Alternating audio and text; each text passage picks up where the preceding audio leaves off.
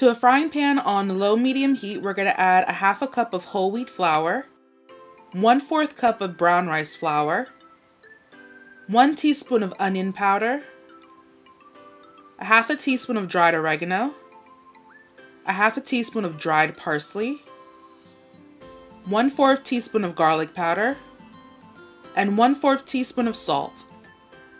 We're going to give it a good stir. If you're new to the channel, make sure to click the subscribe button and the post notification bell next to it so you don't miss out on any future uploads. The link for how I make my whole wheat flour and my brown rice flour will be found in the description box.